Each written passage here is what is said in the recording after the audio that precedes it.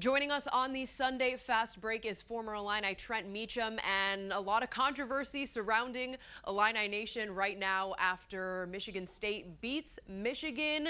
I guess we'll just get right to it. Should Illinois hold a share of the Big Ten title? Can that happen? Underwood said, hey, all he knows is that they won the most games and they played every game, okay? And then you go and just smoke Michigan in their place without your best player. So I believe the Big Ten has said win percentage, I think, but nothing's been normal this year. And I think they should, kind of open this up, reevaluate, see, hey, Michigan didn't play all their games. Illinois did. You go up there and beat them pretty good. They're at their home. So I would love to see a share of the Big Ten title. I don't know if that's going to happen, but I think Illinois is very, very deserving. That's for sure. And Illinois, of course, wouldn't be in this conversation if they hadn't beat Michigan like they did. And obviously a great game for this team. And to do it without Ayo Dosunmu, they showed once again they can win without him. Wow. Well, I think that was maybe the most impressive victory. Okay, one of the most impressive victories in Illinois basketball history. Okay, I know that's saying a lot. Okay, but when I think of late season, you're playing a Michigan team that's been on fire, just, beating quality opponents handily.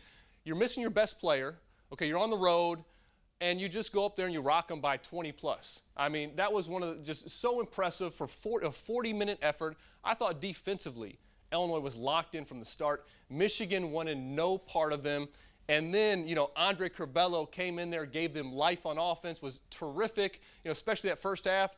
Trent Frazier looked like sophomore Trent Frazier, really filling it up there in the second half. I mean, just a dominating performance against a very, very good team.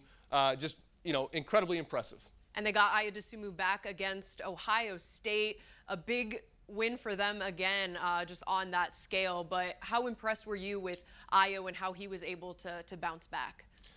Big win after big win. It's almost like, commonplace now. We as Illini fans, Illini Nation, you shouldn't get just, enjoy this, appreciate it. With Ayo out for a few games, you don't quite know how will that be with him back in the rotation. They just kind of said, hey, Andre Curbelo, here you go. Here's the keys to the car, and Brad Underwood was not like, hey, drive below the speed limit, don't ding it up. It was kind of like, hey, rookie, hey, freshman, go have fun. Go make plays, go play your game. He was fantastic, but then getting back to Ayo coming back, it looked like he didn't miss a step.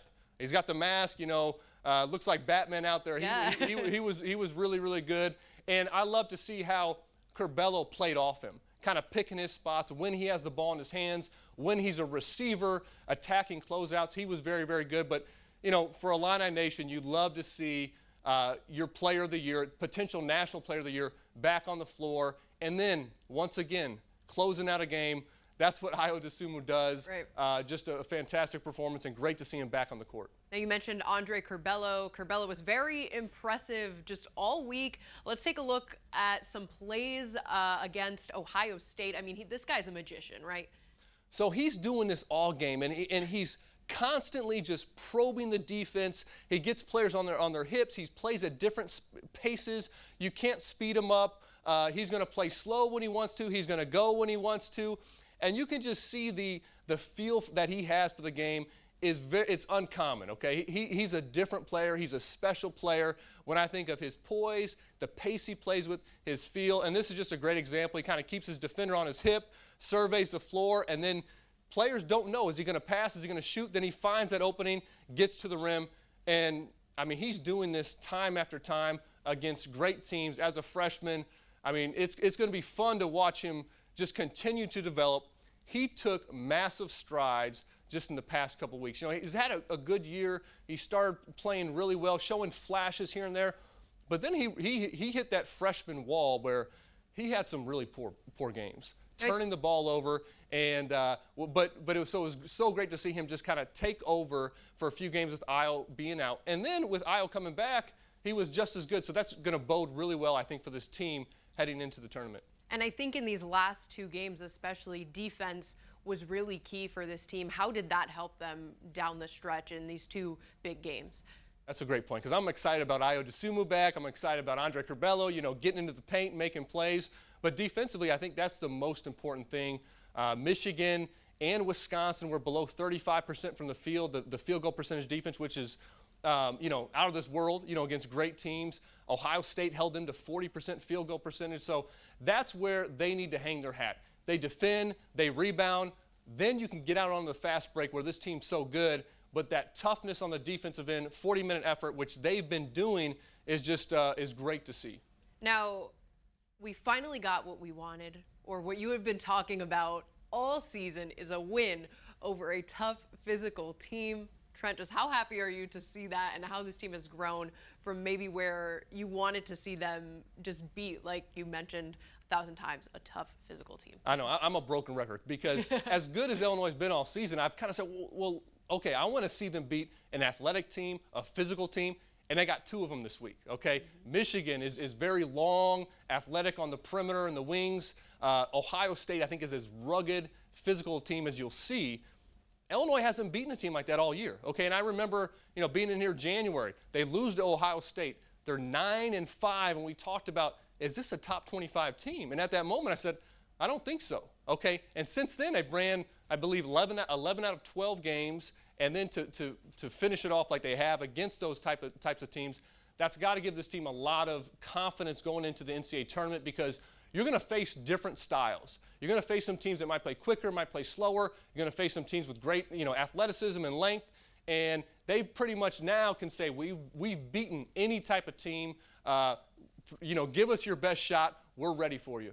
Now, Trent, we'll save a little bit of the bracket breakdown for our Big Ten preview show, which is coming Thursday at 6:30 here on WCIA. But just looking ahead to the Big Ten tournament a little bit, does Illinois have a legitimate chance to compete for a tournament title here?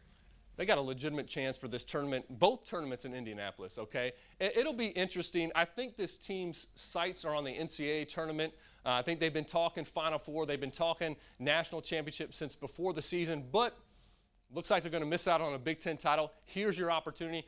I think the big thing, though, is you don't want to get your foot off the gas, okay? All gas, no brakes right now. You don't want to change the mindset that you have. I wouldn't be surprised if Brad Underwood, their Friday, Saturday, may rotate the players a bit more. Let's not get these guys too fatigued, but 3 games in 3 days. They got plenty of time to rest and recover before the NCAA tournament. And I think it's just it's a great opportunity to win a championship, but continue building on what you have right now. You don't want to change up from that.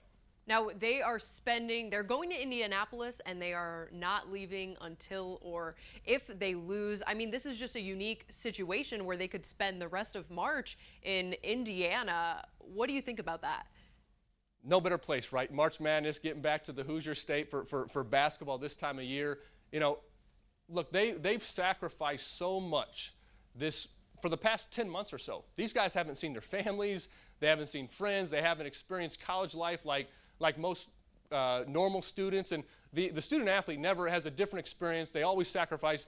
But this group, unlike any other. So I think they're hungry. They're ready for this. I think their bags are packed to stay 4 or 5 weeks, whatever it's going to be.